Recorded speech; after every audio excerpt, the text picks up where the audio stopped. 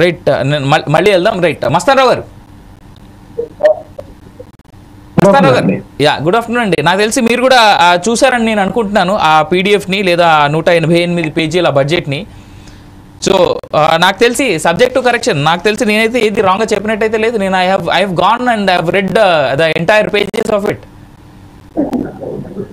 Sir ఇప్పుడు అవినాష్ గారు, ఇప్పుడు హలో, గో హెడ్ అండి. మస్తానరావు వినపడుతుందా? వినిపిస్తుంది. ఇప్పుడు గిరిధర్ గారు కానీ ఇప్పుడు మీరు కూడా అబ్జర్వ్ చేస్తారు. నేనేంటంటే ఇప్పుడు ఆ నూతన ఆదాయ పన్ను దానికి సంబంధించి బిల్లు తెస్తా ఉంటున్నారు కాబట్టి వారం రోజులు ఇంకా క్లారిటీ రావచ్చు.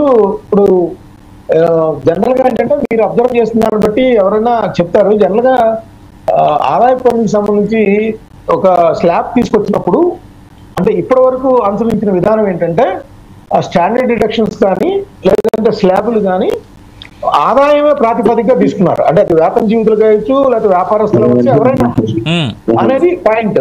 మరి ఒకవేళ దాన్ని ఏమన్నా చేంజ్ చేసి ఈ విధంగా చేయడం ద్వారా, ఎందుకంటే గత కొన్ని సంవత్సరాలుగా పోల్చుకుంటే ఈ ఏడాది లాస్ట్ ఫైనాన్షియల్ ఇయర్ లో పాన్ కార్డ్స్ తీసుకున్న వాళ్ళ సంఖ్య కానీ లేదంటే ఆదాయ పన్ను చెల్లింపుదారుల సంఖ్య కానీ గణనీయంగా పెరిగింది. ఆ పెరిగిన నేపథ్యంలో ఏమైనా ఆ టైప్ ఆఫ్ సాగ్రిగేషన్ చేశారనేది కూడా మనం క్లారిటీ వచ్చిన తర్వాత గమనించవచ్చు. అంటే ఇప్పుడున్న పరిస్థితుల్లో ఆ విధమైన నిర్ణయం తీసుకున్నారా ఏంటి అనేది, అంటే వ్యాపారస్తులు కూడా పెరిగిన పరిస్థితి ఉంది. అంటే ఇంతకుముందు దాకా ఆదాయ పన్ను ఎగవేసే వాళ్ళందరూ కూడా ట్యాక్స్ పరిధిలోకి వచ్చిన పరిస్థితి కూడా మనం కనిపిస్తాం. సో దానికి సంబంధించి టోటల్ గా చూసినట్లయితే ఏదేమైనప్పటికీ కూడా గత కొన్ని సంవత్సరాలుగా లేని నిర్ణయం ఇప్పుడు తీసుకున్నట్టుగా కనిపిస్తా ఉంది. ఎందుకంటే అంటే దాని ప్రకారం నేను కొంతమంది చార్టర్డ్ అకౌంటెంట్ తో మాట్లాడినప్పుడు కూడా 12 లక్షల వరకు స్టాండర్డ్ ఎలక్షన్ కూడా కనుక న్యాయించుకున్నట్టే చాలా వరకు పన్ను గతంతో పోలిస్తే ఇప్పుడు వాళ్ళకి అడ్వాంటేజ్ లభించింది అనేది, ప్రయోజనం కలిగించింది అనేది చెప్పారు. మేబీ మీరు అన్నట్టుగా ఇప్పుడు వచ్చే వారం నాకు తెలిసి మళ్ళీ సోమవారం నుంచి పార్లమెంట్ స్టార్ట్ అవుతుంది. ఇవాళ నిరవధిక వాయిదా వేశారు కదా. సో సోమవారం నాకు తెలిసి వచ్చే వారం నిర్మలా గారు చాలా క్లియర్గా చెప్తా ఉన్నారు, వచ్చే వారం కొత్త ఐటీ చట్టాన్ని నేను ప్రవేశపెట్టబోతున్నాను. కొత్త ఐటీ చట్టం వచ్చిన తర్వాత మేబీ మీరు అన్నట్టుగా దాంట్లో కనుక వీళ్ళు స్టాండర్డ్ డిడక్షన్ 12 లక్షల వరకు మేము ఎలాంటిది పెట్టట్లేదు అని కనుక అన్నారా అప్పుడు అగ్రి చేయొచ్చు. కానీ ఇవాళ ఆవిడ మాట్లాడినటువంటి మాటను మళ్ళీ అబ్జర్వ్ చేయండి. రమేష్ గారు ఒక నిమిషం, ఇప్పుడు మీరు చదివిన 0.4 వరకు 0 అని, తర్వాత 8 అదే 4 to 8 5%, 8 to 12% అదంతా ఓకే. అంటే దాన్ని కూడా ఉన్నా కూడా ఈ స్టాండర్డ్ మినహాయించుకుంటే అదంతా కూడా పోతుందని, 12 లక్షల వరకు ఎటువంటిది పడదనేది అది ఉద్దేశం. అంతేగాని యాక్చువల్ గా 4 to 8 వాళ్ళకి 5% అదంతా ఉంది స్లాబ్ లో.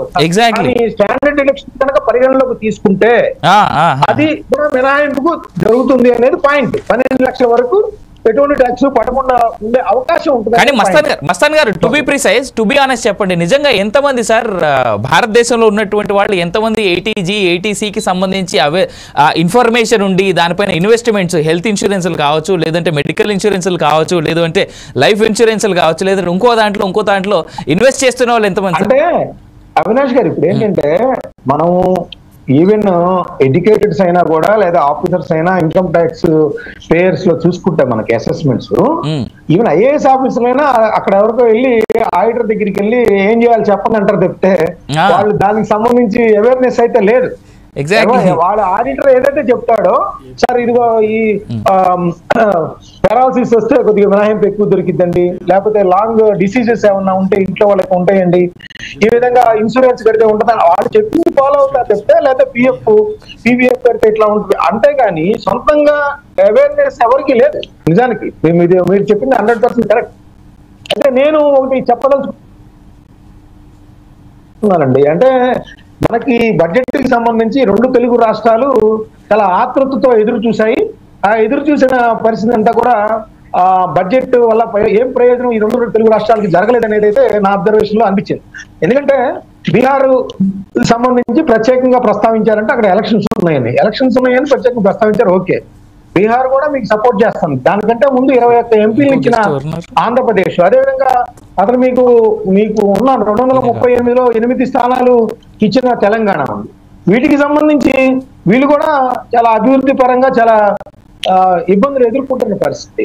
ఆ రెండింటిని చూసుకుంటే ఎక్కడా కూడా ప్రత్యేకంగా ఆ పేర్లు ప్రస్తావించి ఆంధ్రప్రదేశ్కి ఇచ్చాము, తెలంగాణకి ఇచ్చాము, అనేది ఎక్కడ కనపడలేదు. అక్కడ ఒక కేంద్ర మంత్రి ఉన్నారు ఆంధ్రప్రదేశ్ లో, ఇక్కడ తెలంగాణలో 2 కేంద్ర మంత్రుల పరిస్థితి.